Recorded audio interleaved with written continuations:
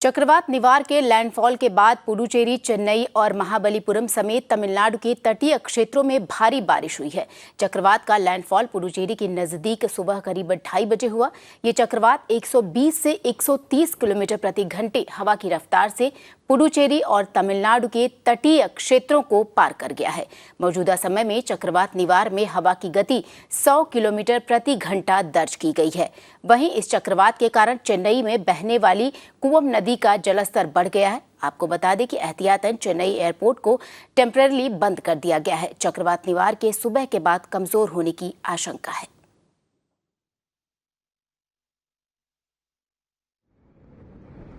और चक्रवात से जुड़ी और कुछ बड़ी जानकारी देने के लिए हमारे सहयोगी प्रमोद इस वक्त हमारे साथ जुड़े हैं। जी प्रमोद, हमारे दर्शकों को आप लेटेस्ट अपडेट बताएं।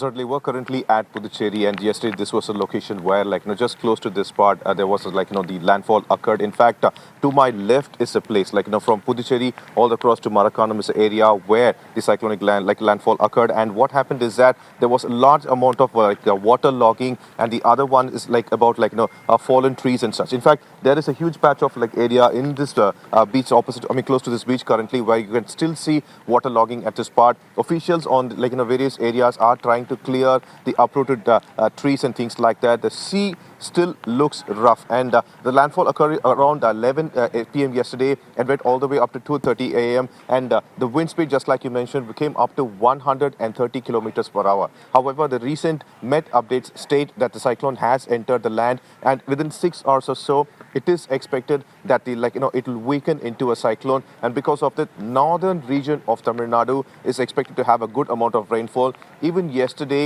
especially Chennai, Puducherry and Kadalur regions, it received a good amount of rainfall. Chennai alone received 85 millimeters of rain in one day, and this led to once again waterlogging in various areas. And the Greater Chennai Corporation claims that all measures are being taken to remove the uprooted leaves and clear waterlogging in that part.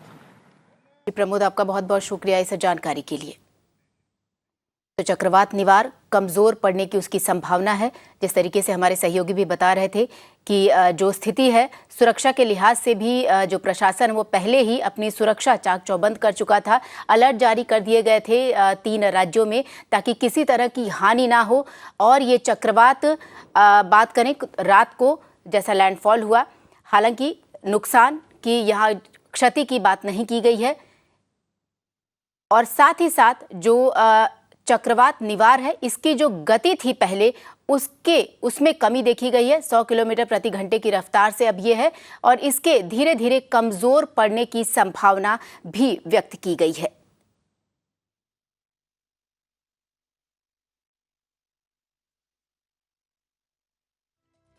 तो ये आप अपने screen पर देख सकते हैं चक्रवात निवार के आने के बाद किस तरीके का अगर स्थिति किस तरह से थी वो आप देख रहे हैं।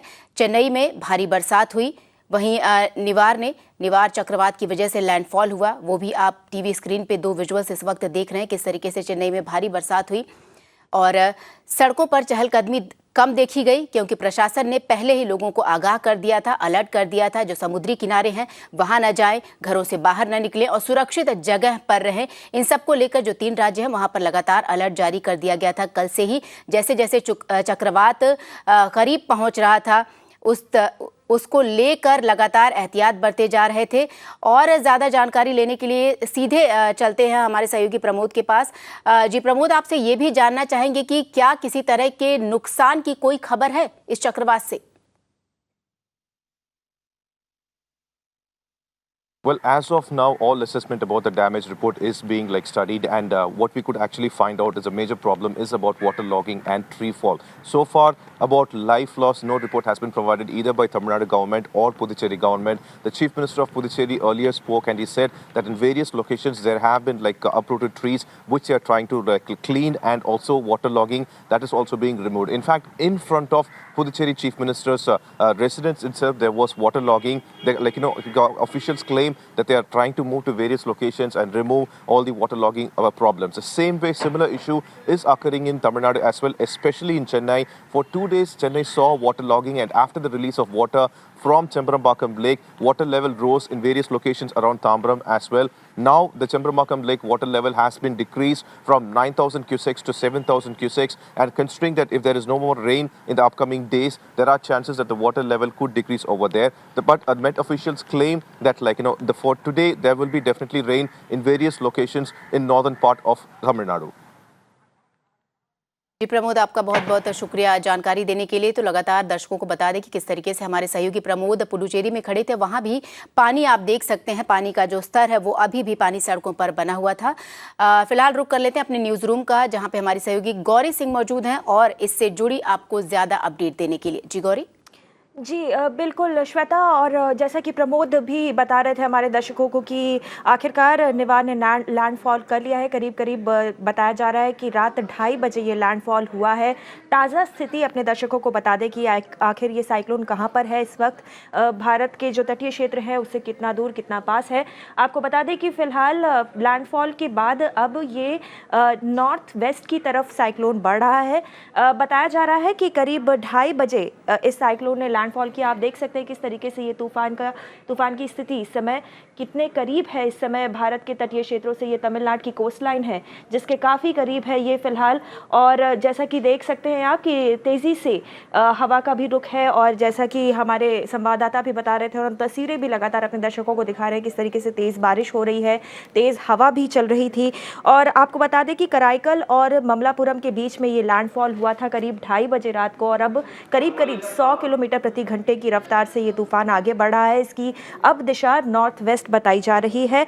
आपको ये भी बता दें कि जब ये लैंडफॉल हुआ तो रात 8:30 से लेकर करीब करीब सुबह 2:30 बजे तक कितनी बारिश कहां पर हुई इसके बारे में जानकारी दे दें अपने दर्शकों को। ऐसा बताया जा रहा है कि कराईकल में करीब 86 मिलीमीटर, नागापट्टनम में 63, कडलोर में 246 मिलीमीटर, पुडुचेरी में 237 मिलीमीटर और चेन्नई में करीब करीब 90 मिलीमीटर बारिश हुई है, और काफ़ी तेज़ हवा भी देखने को मिल रही है। और ऐसा बताया जा रहा है कि अगले जो कुछ घंटे हैं उसमें भी इस तरह की स्थिति रह सकती है। हालांकि आईएमडी की तरफ से जो अलर्ट आया है उसमें ऐसा बताया गया है कि ये तूफान जैसे जैसे आगे बढ़ेगा वैसे वैसे इसकी जो तीव्रता है वो कमज़ोर होती जाएगी। तो ये एक अच्छी खबर है, नुकसान कम हो इसलिए ये ज़रूरी है कि ये तूफान धीरे धीरे कम होता जाए। पहले ये आशंका जताई गई थी कि ये साइक्लोन एक काफ़ी विकराल रूप धारण कर सकता है, वेरी सिवियर साइक्लोनिक स्टॉर्म में तब्दील हो सकता है, मगर फिलहाल ऐसा होता दिखाई नहीं दे रहा है। ये ताज़ा स्थिति है, आप देख सकते हैं तटीय क्षेत्रों के काफी करीब है साइक्लोन,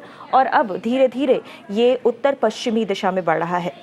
बिल्कुल गौरी, आपका बहुत बहुत शुक्रिया। तो किस तरीके से जो चक्रवात निवार है उसकी कमजोर पड़ने की संभावना व्यक्त की गई है, और साथ ही साथ किस तरीके से अब अपनी दिशा पूरी तरीके से बदल चुका है।